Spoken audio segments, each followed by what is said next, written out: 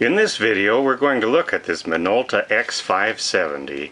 This is one of the cameras that was issued, I believe, shortly after or around the time of the X700, which is more well remembered.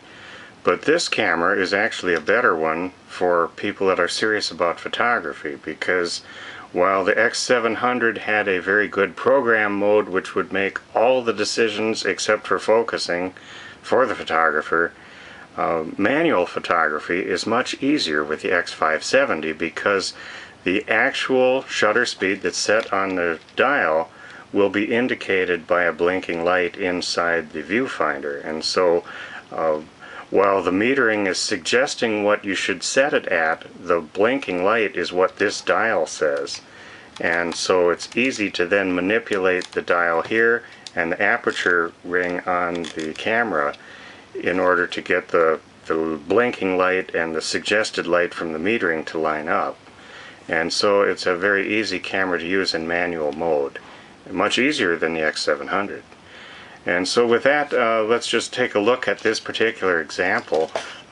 This camera cosmetically has a little bit of signs of use, but certainly nothing that I would call abuse.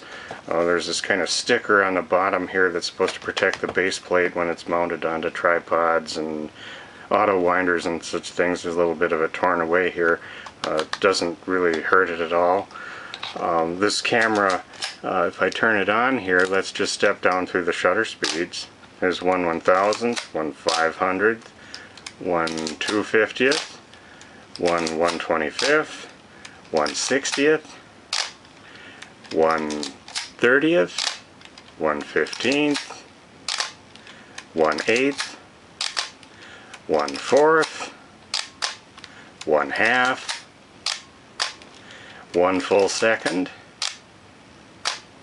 and the bulb setting, which allows the shutter to be held open as long as you hold the button down, or if you lock it with a cable release you can make very long exposures. And we can see that the lens has stopped down nicely there.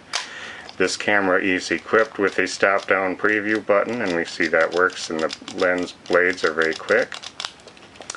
We can go around the back here, pull up on the rewind crank to open up the back, and it's got a cloth focal plane shutter and responds very quickly. We see the film transport working over here. The pressure plate over here in the back looks just fine. Looking at the light seals, and the foam is maybe a little bit gummy. Ideally that should be replaced. I feel a little bit of stickiness along the door edges here. So if you're intending to use this camera a lot, you probably want to replace those light seals, and they're in these channels here.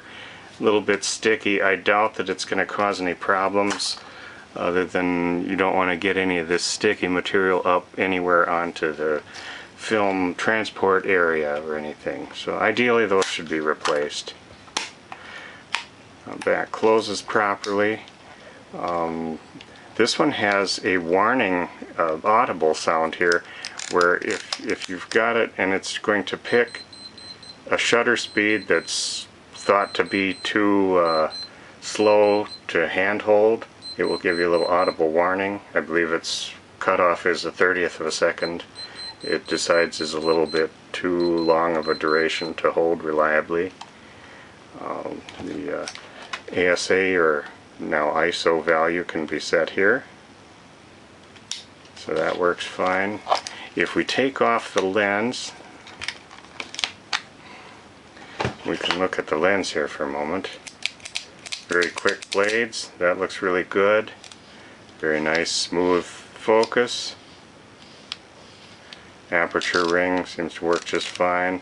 This one also features the locking at the smallest aperture. You probably won't use that much of this camera, but it is available, and I don't see any problems with it. It looks clean, it looks pretty clear. I don't see any fungus down in there. Looks like a good lens. One thing I should point out here in the front of the camera, this one has a little shield that's supposed to be in here. It's kind of a piece of plastic, and this one has a bit of it broken away here, and it's got some damage right there.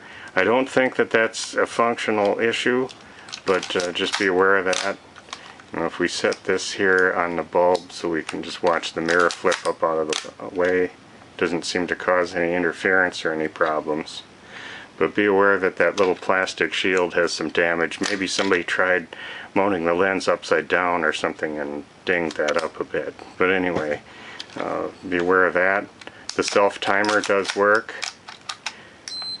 And we can see the light blinking and flashing.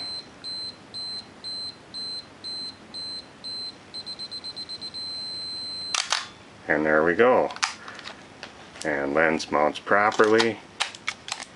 This one also has on the strap a little shutter blind so that when you're taking pictures on a tripod and you don't have your eye right up to the eyepiece but you want to take a picture, this will prevent the light from entering the back of the eyepiece and affecting the meter reading. So that's a nice handy little thing to have right there. And this is a genuine Minolta strap with this Minolta pad. Here it says Minolta Japan. So all in all, a very good SLR camera from the 1980s, I believe early 80s.